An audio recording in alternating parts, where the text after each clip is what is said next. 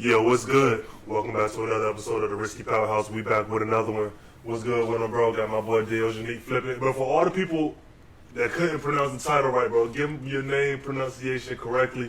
And I mean, just give them a little rerun of where you from, bro, and you know what I mean, how you got into hoops.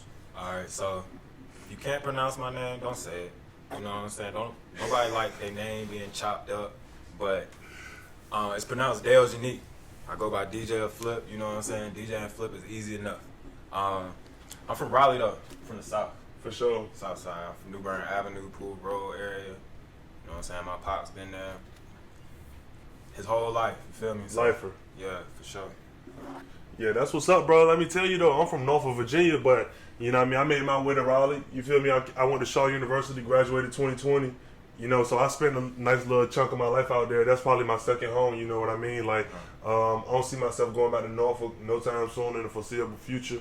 I'm probably going to get my house out there in Raleigh. So, yeah, I see Raleigh as definitely a good landing spot. You probably got a different point of view growing up out there because I know how I view my hometown. But, yeah, bro, that's what's up, bro. Small world for sure. For sure. I mean, you know, it's Raleigh. It's the South. You stay right in the heart of the South. Yeah. You know Oh, yeah. You in the hood, so you know how that go. Yeah, over there volunteering right now at Southeast Magnet High School. So, you know, volunteering with the band over there, you know, trying to give back, you know, start up nonprofit, got some other things brewing up with the south side of Raleigh. So, you know, try to get the kids on the right path, right direction, you know, through what we do, you know, over here. Man, y'all boys be hooping, man. Hey, look, when I watch some of your tape, bro, you give me a little bit of feel of the Kelly Oubre type of feel with the way, you know, you plant the feet with a jump shot, you know what I mean? Most people don't really focus on having a good spread every shot, but you kind of always have, you know what I mean, that solid base. Like, how did you get into hoops? And, like, who was your first, like, influence on basketball? Funny, my homeboy Gary, I always tell me I remind him of Kelly Oubre, bro. So that's just funny. But honestly, bro, I started hooping 5th grade. I was 5'9" in the 5th grade. So I just started balling, man. I played at the Y.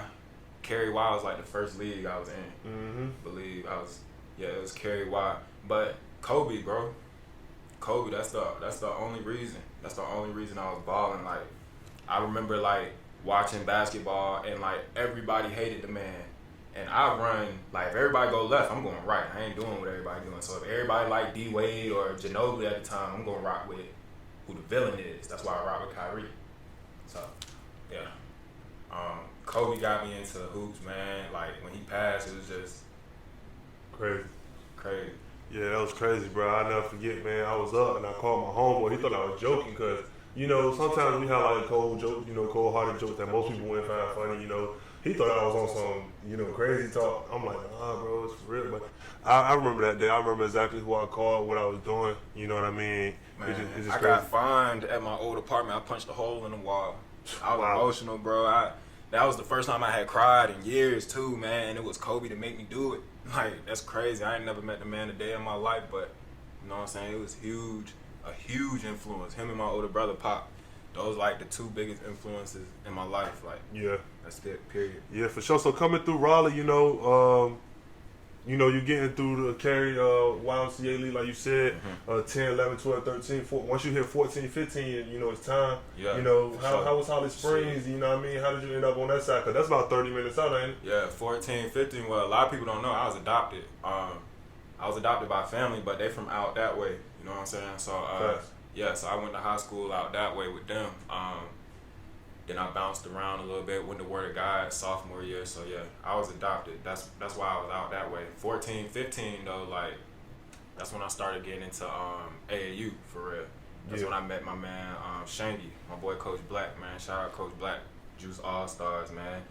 He put me on that platform to like get seen by everybody. You know what I'm saying? So like when he brought Juice and Showtime to North Carolina, it was foreign.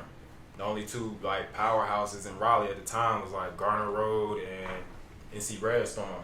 So, you know, like once he brought Showtime through, he had us in like the biggest events, but it was just me at the time. So like 14, 15, like I gotta go out there and make a name for myself. So like, man, I was balling, bro. Like I was doing my thing. Like I was 6'5" freshman year. So like my whole thing was like, y'all niggas get dunked on. For sure, y'all boys getting dunked on. So, you know what I'm saying? Black just put me in the right position, man. We made history with that. Like, now Juice All-Stars, one of the best teams in North Carolina, out of North Carolina. They represent well, man. I'm a proud alumni. We were Showtime All-Stars when I was there. But, you know, niggas know. Yeah, that's what's up, bro. Hey, look, you sound real passionate when you was telling that story. So obviously, there was a lot of opportunity in that. You know, the page turn, you know, the coin flip, whatever phrase you want to use.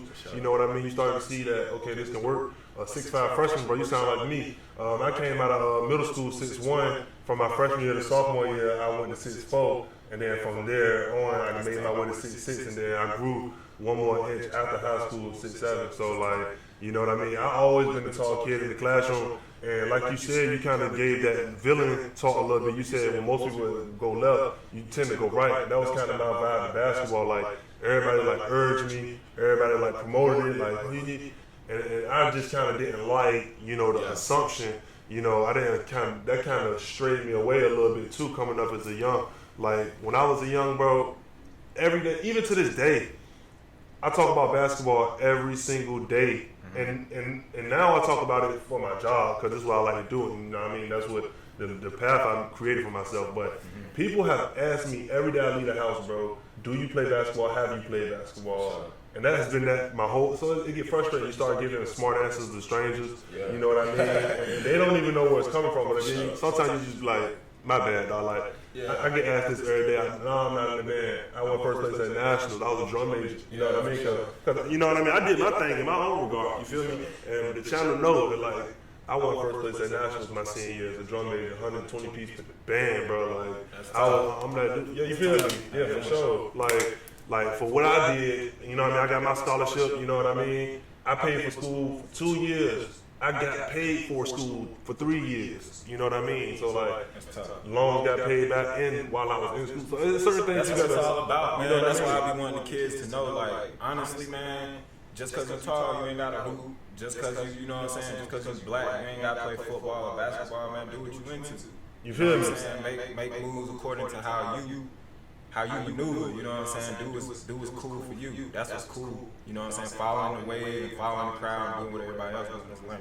You feel me? And that's exactly what it is. So once you make your way, you know what I mean, to back, you said, so you went from Holly Springs, you went to Bishop, and then you went back? Holly Springs. Word of God. Freshman year I was at Holly Springs. Sophomore year I went to Word of God and it changed my life, bro. Okay. So from Word of God your second year, what was your junior and senior year spent? My junior and senior year, so Coach Jackson, real great guy, man. He brought me into Word of God, but he ended up leaving. So I went back to my roots. I went back to Holly Springs with my best friend, Anthony Doyle, man. We made history again. Yeah. Took Holly Springs to the first playoff appearances 2 years back to back, and Holly Springs done had some names, bro. Like, they done had C.J. Leslie, Tom Tankiewicz. They just had some names, bro. Joel Kendrick, like, some talent that came from Holly Springs, man. So, like, for us to make it to the playoffs, and then, like, my senior year, we was invited to the GLAC, so the holiday tournament in Raleigh. That's like one of the biggest holiday tournaments in the country. So, yeah, that was huge for us. Dope moments. So as you going through the recruitment process, you know, how did you make your decisions on how you was gonna maneuver coming out of high school? Man, that was crazy. So actually, like, supposed to be my freshman year in college, there's a lot of stuff that people don't even know. So I couldn't go to college right out of high school because, like I said, I was adopted. The end of my, I want to say it was like the end of junior year, like, I was probably like 17. I was in a group home for a while. So after I left the group home, I don't know if people know, but in order to get your financial aid done, if you under the age of 18, your legal guardian has to do it. So my legal guardian won't trying to do my financial aid, so I had to sit out of it. So I played prep. Coach Jackson from Word of God got me on Score Academy, played prep, had a decent run, did my thing. Then after that, I went JUCO. It's just how the cards lined up for me, man. Everything ain't gonna go your way, you know what I'm saying? So it's all good. Yeah. So once you make your way to Florida, what was up after that? Like you got to Mississippi. I know. Well, first of all, how was Florida? I know that weather was nice. You know, it was warm. You know what I mean? Good scenery, different vibe from North Carolina. Definitely. You know, I've been to Orlando, Florida. I've been to Miami, Florida. You know, I've been to where is Bethune? Daytona. Yeah, Daytona. Bethune. I've been to Bethune. So like. I've been to Florida a few times, and I know that weather. It's just a different air out there, dog. Like I done been to a lot of states, bro. Florida's where it's at for me. Like I don't know about everybody else, but Florida's where it's at for me. I had a great time out there. My freshman year, we did our thing. A lot of people don't know this. We was the youngest college team in the country. JUCO, D1, D2, D3. We was the youngest team in the country. We had an average age of 18. So we was some youngins, bro. But we was balling. Shout out to everybody on that State College of Florida team, man. Shout out to Josh Floyd, Travis Mitchell, my boy Jerry, man. Yeah. Shout out to all them boys. Yeah. What year was that exactly? 2014, 15 season? 15, yeah. That was my freshman year of college. I did my thing, man. I was first team all conference, all Suncoast. We played against Chipola, Central Florida. I ain't gonna lie, that competition was the hardest competition I ever played against. Like, besides being that Word of God, that competition in them Florida JUCO waters, you gotta be special, man. Not everybody gonna survive out there. Yeah, so how was Mississippi? Like, I know that was a little culture change. Yeah, it was. My run in Mississippi was kind of weird because I'm Raleigh. I'm so South Side. So being out there in the country, man, it was just like a culture shock, man. It was crazy. But all in all, I enjoyed the experience, man. I met some dope people. Played with some dope players, man. Shout out to Seth, man. Shout out to Shelby in the Olympics right now, jumping high jump, I believe. Shout out my boy CJ, man. I like Memphis. I like Mississippi. Yeah. So let's recap from where we are right now. You done seen some different things. You done lived a couple different vibes. You know, your path is starting to trailblaze. When did you start to think different? Like, okay, I can be a professional. You know, I can do this on the next level. You know, I can get paid to actually create a career out of this. So my older brother, he played football. He's been playing football his whole life. NC State, South Carolina State, got drafted to the Buffalo Bills. Had an NFL career. After the NFL, he went to CFL. He was in Canada, rocking out in Montreal. Did his thing out there, man. Shout out to Pop, shout out to Dominique. Summer going into my junior year of college, he had invited me out there just to come like rock with him while he was like getting ready for the season, and then the season approached. So like he brought me out there to like see like what a pro is, you know what I'm saying? Right. Different sports, but same mentality. So went out there, man. It changed my whole mindset. Like I thought I was locked in with basketball before I went out there. Like I thought I knew the ins and outs, man. I ain't know nothing.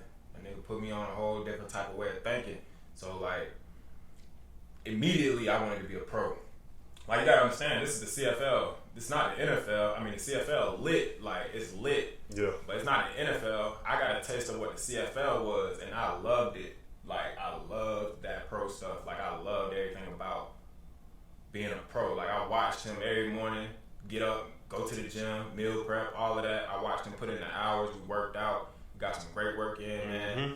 That right there, that whole trip, like molded me into like I was obsessive, bro. Yeah. When I started off that plane, when I got back to the States, man, it was up. It was up. Like obsessively working out, putting in the time, putting in the work, man. That's all I wanted to do. At that point, I didn't even care about like nothing else. I just wanted to be a pro. That's it. Canada, hey, that's what's up, bro. So you make your way back to North Carolina, man. Yeah. Back to what you know, Salisbury. Yeah. Livingstone. Hey, I marched at Shaw University 2014 through 18. Livingstone, y'all know what's up. Livingstone was nice though. They joined line 15, 16, 17 was nice, bro. They had some guys on that front line from Johnson C. Smith that transferred over there. Yeah. So they took like half of Johnson C. Smith old headline, added it to their dudes. Yeah, they was nice. They was legit. Yeah. But yeah, good battles with them dudes. But how was your couple years at Livingstone though? What was that path like? A lot of people know about my time at Livingstone, man. They know what happened. I don't really want to speak on Livingstone too much, bro. Like, that was one of them situations where, like, it was all out of my hands. There was a whole bunch of hatred going on between somebody that I thought was family. And also, like, you know what I'm saying, between the staff and stuff. So a lot of people don't want to see you make it, bro. Yeah. You know what I'm saying? If you look like you come from a certain place, man, and you doing good for yourself, you trying to do better for yourself, you trying to make it. A lot of people gonna hate on that. It can be your own people sometimes. So you know what I'm saying? I recognize that there. You know, like it was just a tough experience there, man. I kind of regret going there. I should have done what I was supposed to do in the first place, but everything happened for a reason. Everything worked out, and so you know, it just made me strong. Yeah. So All in all, so when it's time to make that decision, like, okay, well, I got a couple things working for me in this regard. I can do this, that, or the third. Okay, now you know your options. Like, if you don't mind, like, what were the options coming from knowing that it's time to transition? Man, the options was limited, bro. Like at that point, it was like, all right, you gotta make a decision. Look, what you gonna do? You gonna whine, give up, go get a job, or you gonna grind and go get this money? You gonna go play? You gonna go hoop? So my thing was, man. So I ended up leaving the team my junior year. December, that first semester, the end of that first semester, I left the team, man. It just wasn't working out for me. I couldn't get on the same accord with the coaches. Yeah, it just wasn't working out for me. So as soon as I left, I hit my brother, went back to Canada. When I went back to Canada, non-stop grind, non-stop working out, non-stop relentlessness, like Tim Grover relentlessness. Like if you hoop and you know who Tim Grover is, you know what I'm talking about. So went out there, locked in, got to like the best shape possible. Man, I was on one. Found I got contacted by some guys to go to a couple like camps and stuff. I ended up taking my hoopty, bro. I drove my hoopty from North Carolina. I drove my hoopty from Durham all the way to Miami, bro, for a camp. Drove for a camp. Went out there and did my thing. That's where I met my agent. I met my agent, Danny Green, out there, man. It's just stuff just started happening for me, bro. Yeah. Like you know, once you take that step on faith, man, you believe in yourself. Believe in yourself, you know what I'm saying? Like everything will work out. You just can't give up. Once you give up, it's over. Once you give up, it's over. I took that 10-hour drive to Miami by myself, dolo. Like I didn't even know if I was gonna make it there. I didn't know if I was gonna make it back. Like, man. But I met Danny out there. He signed me. He seen something in me. He signed me. A few months later, we signed to Armenia, man. And now I just finished my second season, man. I averaged 28.5 out there, 9 rebounds. Everything looking good. Everything looking good. 29 a night. Now, when you get there, now I had previous conversations with other pros, and they were saying kind of when he used a phrase imported. He said when you're brought into a team as the quote unquote import, you know, it's an expectation there to separate yourself from how the average guy would play there. For sure. Was that true? For sure, man. Listen, if you're American and you go out there and you getting busted by whoever the locals are, bro, that's not good, man. They look to us to come over there and kill. So if you're American and you're not out there killing, man, I don't know what to tell you. Bruh, 29 a night, bruh. So going over there, like, what's the hardest way? What is the hardest thing about separating? Actually trying to learn about where you're actually at, and just sticking the ball. Like, are you more of a like, I'm just gonna go to my room, bro, go to practice? Yeah, I mean, or do you actually try to? Nah, not even party though. Just trying to like, cause when I went to Raleigh for the first time, right, I just went downtown and walked around. Like, I was just like, you know, 19 years old, 18, big guy, like I'm somewhere new, first time. You know, like, did you have those moments? Man, I done traveled so much, bro. I done been so many places. It won't nothing to me. I was ready to get to work. I think my first season, when I got there, I had a game probably 6 hours after I got off the plane. They told me, they're like, yo, you don't have to play. You know what I'm saying? We want you to be in tip-top shape when you get there. Another thing is, you can train as much as you want here at the crib. That's cool. Ain't nothing like being in game shape, actual game shape. I don't care what you do home at the crib. You can run 10 miles a day, 100 miles a day. You put up 1 billion jumpers until you out there in whatever climate they in and whatever circumstances it is. That's when you're going to get into game shape. That's when you're going to flourish as a ball player. You know what I'm saying? So, like, when I got there, bro, it was just like, get off the plane, get straight to work. I won't really one for like the the lollygagging and the messing around and stuff. I ain't really go out too much. I ain't hang out too much, bro. It was all business for me my first 2 years because my way into the game was different. You know what I'm saying? People got one up on me because they done came from Division I universities. Not better than me, but they came from the D1 university, so that's that stamp. Once you got that stamp, you good. You know what I'm saying? If you got D2 stamp or whatever, you got to prove yourself. So my thing was like, bro, I'm about to kill y'all. I don't care where you came from. I'm from the South Side, what? Yeah. Hey, look, and that's how you gotta carry it though. How one up, like it's a chill. Like you can't ever relax, and even in the space that I'm in, you can go 2, 3, 4 days, you know, dry, and then that 3, 4 days, you done lost somebody that would have stayed along the train if you would have dropped every day or dropped there the other day. You feel what I'm saying? You gotta stay active, and I learned that even with the YouTube game, like I went in February, you know, from December. I started in December. From December to February, I ran on like 1,100. I stopped for like 14 days, cause on the Tuesday of the 7th we had my son, and then I just, you know, the last few days of the hospital, then at the crib, Mom Duke's coming through. Know what I mean? So like, I just hopped off it for a few.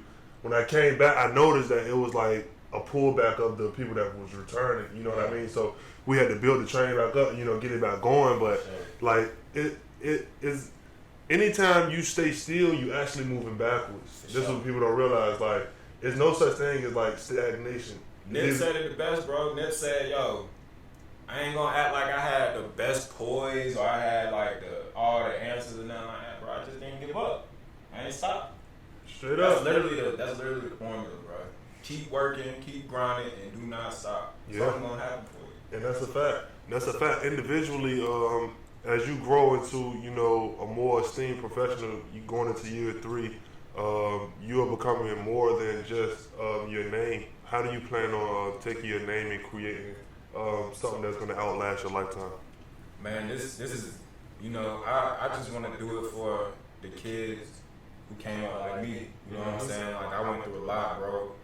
Being adopted and all that stuff, bro. That, you know, when you ain't really got nobody in your corner, bro, you feel alone a lot. You feel alone. You feel like you got to do it all by yourself. You feel like nobody in your corner. But I want to be the voice. I want to be the voice for the kids who by themselves. You know what I'm saying? Like the kid who is not embraced by the village or end up burning it down one day. You know what I'm saying? So like for me, I just want to give all those kids hope. Positivity. I want them to know, like, bro, it don't matter where you come from, what your circumstances, or who tell you can't, you can do it. It don't matter. It don't matter. And all in all, man, like, I had my mom Dukes, you feel me? But, you know what I mean? Just to take a turn, like, 2011, I mean, we lost our crib, you feel me? So, like, what that did was, it took me and my brother, my older brother, and we was, like, on our own wave, and then my 2 younger brothers, my Dukes, you feel me? And they just figured it out from there. And it's just a blessing to see, like, you know, 12 years later from that situation, you know, my mom Dukes, you know, actually doing a lot better, you know, like 5, 10, 15 times better, you feel me? And then that me and my brother, you know, like, we actually on the path that we are because, you know, the trajectory of dudes like us, you know, your whole life, you know what I mean, from a group home to actually having an actual home, you know, just moving around and stuff. 13 years old for me, or 14 years old, excuse me. That's a pivotal time for somebody like me to have to like live with your friend for a week, live with your homie for 2 weeks. My mom gotta be like, I got food stamps, I'll fill your house up, you let my son stay over there for 2 weeks, whatever. Bro, my senior year was when I was in the group home, bro. Imagine being in a group home your senior year, in the group home downtown Raleigh. I go to Holly Springs. That's a 45-minute ride, bro. They taking me in a van every morning. I'm getting dropped off down the street because I don't want nobody to know. You feel me? So like, and I'm doing that during basketball season. I'm going on visits and stuff doing that. Like, the group home counselors come into my games waiting for me after the game so they can take me back to the house. I ain't had no phone at the time, bro. I ain't had nothing. Like, it was just me and basketball and watching Kobe all night, bro. Like, that's all I had. And I watched a movie in the group home called The Bronx Tale. Well, other than that, you know what I'm saying, man? Just gotta take the good with the bad, keep on going. For sure. And the best thing I can tell you, brother, is definitely, man, make sure whatever you do, while you running, bro, put it on paper, man, put your name on it, and know what I mean, actually keep it rolling, like whatever it is. Rather if it's, man, you could be selling jugs of water, bro. So, I don't care what it is, bro. You got a very unique name, bro, that nobody can really duplicate at any point in time. It's only one. You know what I mean? Shit, boy. It's only one. You see what I'm saying? So with that name, bro, for real, on paper, bro, bottom line, man, and make that outlast you, bro, because you got a lot of passion in whatever you believe in. And from you telling your story, you can tell from the time you actually had a chance, like somebody believed in you to put you on the front stage. When you was telling that story, there was a lot of passion in that part. Yeah. You know, the parts of, you know, you kind of went down with the Livingstone, whatever, but then as you came back to the way you persevered, you know, the passion came out of that. Bro, you got a lot of fire in you, bro. Right. And one thing that always keep me going, bro, I'm going to say this and I'm going to look dead at the camera. One thing that always keep me going, y'all boys not better than me. I be watching, bro. I be seeing everything, man. Y'all can check rock, whatever y'all want to do. Y'all not better than me. So when I do get down or things ain't going my way, I just remember that. I don't think dudes be better than me. So that's what keep me going. I'm gonna get up every day. I'm gonna go to the gym every day. I'm gonna make sure I'm in that lab every day. Y'all can say I don't post no workout videos. You go to my page, you go to my story, you ain't gonna see nothing about basketball. But I'm in that gym though. You feel me? I ain't posting it no more. It ain't for the gram no more. You gonna find out when you check rock. Yep. You gonna find out who working when you check rock. So, you know what I'm saying? That's how I'm moving right now. You know what I'm saying? And on that note, I'm Kendall Bishop. DJ Flipp. Appreciate you, my boy. It's the RissKy Powerhouse, and we out of here.